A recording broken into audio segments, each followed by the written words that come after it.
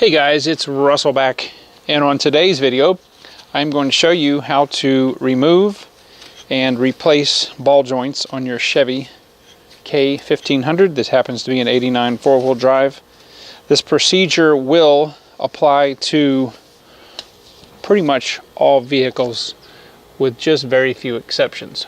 Ball joints either are pressed in, or they're bolted in, or they're riveted in.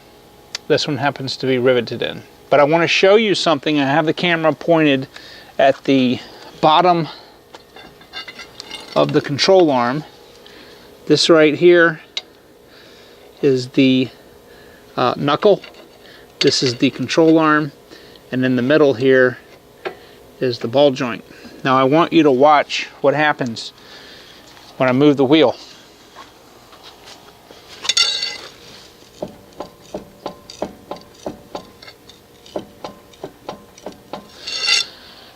That ball joint is severely worn. In fact, when I looked at it earlier, it was actually getting ready to fail. That's how you check a ball joint. You take the vehicle, jack it up off the ground, leave the tire on, and put a long pipe, or in this case, I'm going to show you exactly what I'm doing so you guys can test this yourself. I'm just taking a very long, this is a pry bar. It's about 2 feet long. I'm just putting it under the direct center of the tire and lifting up like that. That's a bad ball joint. These are the original ball joints. They're, well, 30 years old, and the problem is this thing's been bad for a while. I checked the other side. I did not check this side until I started hearing a clunk every time I would pull in the driveway, and lo and behold, it's loose. What would have happened if this ball joint, the joint would have snapped, this tire would fold out, it would snap the upper ball joint, and depending on what speed you were going, if you were on the highway, it could be a terrible, terrible disaster. Depending on how fast you were going, if you were in a curve and a turn, you know, the wheel's going to come off and that becomes a projectile, and you're going to lose control, and it could, up to and including, be fatal accident for somebody. So please, please, please check your ball joints on your vehicle. I mean, this truck's only got 185,000 miles. I've seen ball joints go 300,000 miles. So just do it every time you rotate your tires. Just grab you a long pry bar and do what I just told you to do. Now, if you want to check other wear, you can grab the tire at the 3 and the 9 o'clock position, and you can wiggle it like that. That can show you if your tie rod ends, which this one is loose, are worn. If you have wheel hub bearings that are going bad, it can also do a click, click, click, click inside the bearing. I can see the tie rod ends here. In fact, while I have the camera here, I might as well show you what that looks like when they're going bad.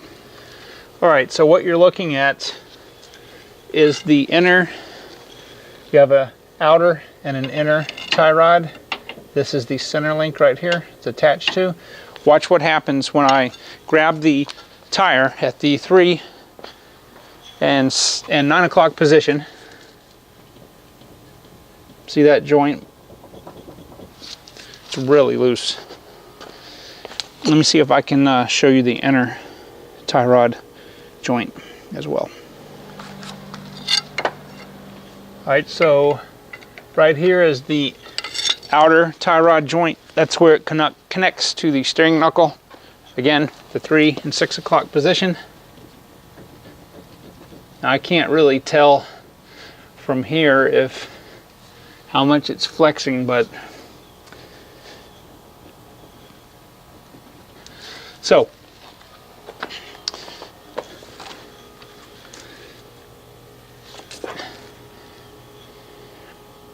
it's really cold out here.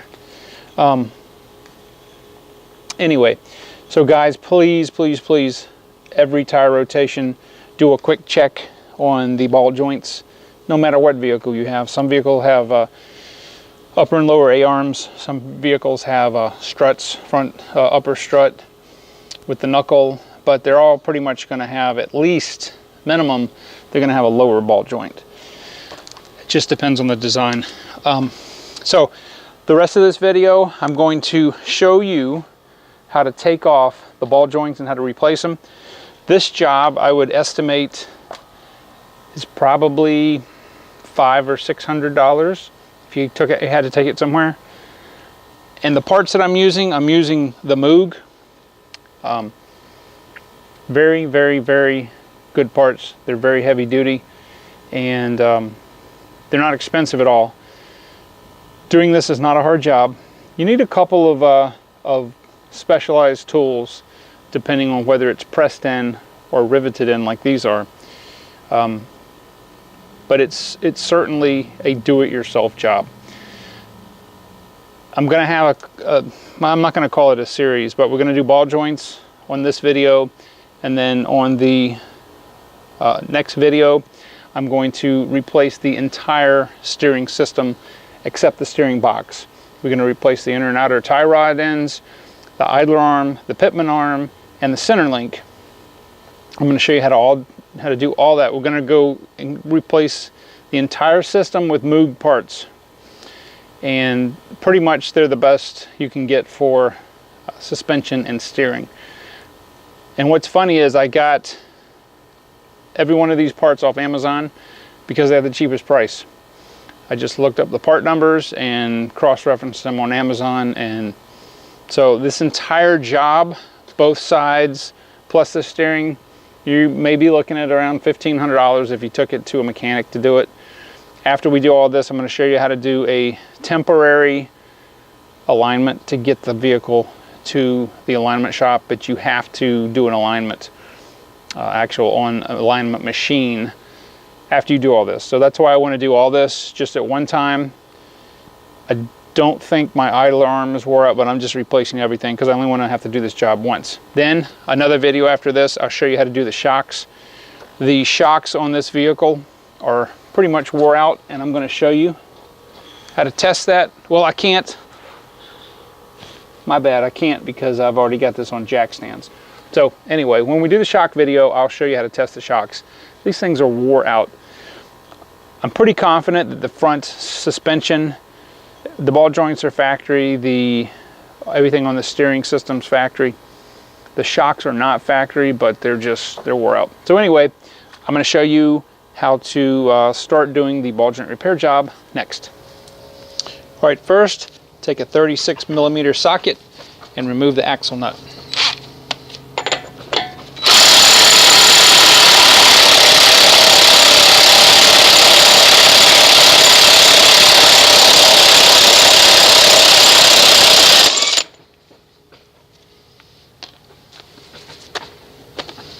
Next, remove all the lug nuts, remove the wheel.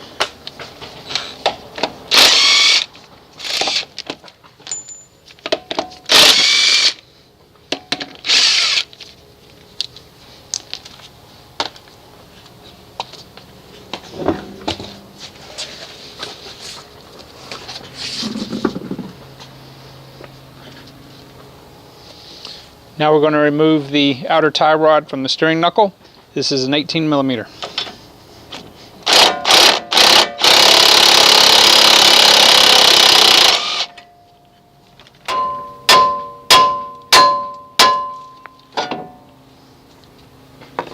This is the original, one of the original pieces, so that's why it took a few extra taps.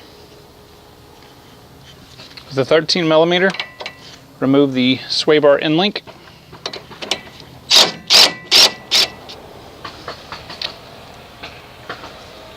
Remove the lower shock bolt with an 18mm.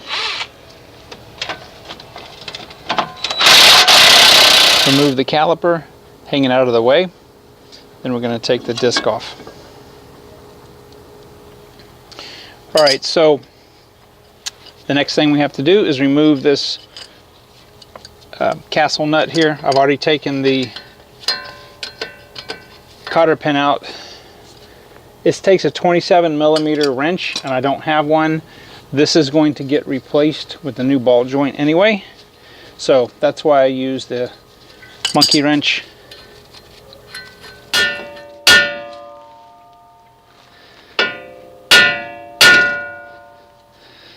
The spindle and everything will just drop down just like that, and we'll go ahead and finish these rivets here. This is going to be the fun part right here. These are riveted in. You have two choices. You can either grind these off, or you can, well, actually you have three choices. You can grind them off, you can drill them out, or you can use an air hammer. And what is more fun than using an air hammer? Alright, so we're going to take our air hammer and we're going to chisel the rivets off.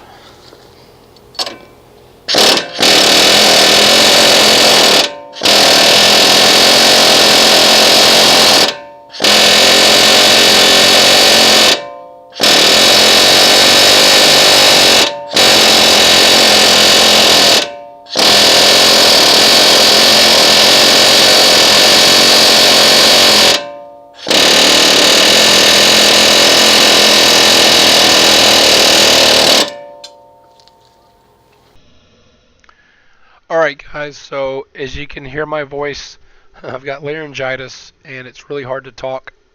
And I was using my GoPro here. I wanted to try something a little different. As you can see, this is not the side we started the video on. This is the driver's side.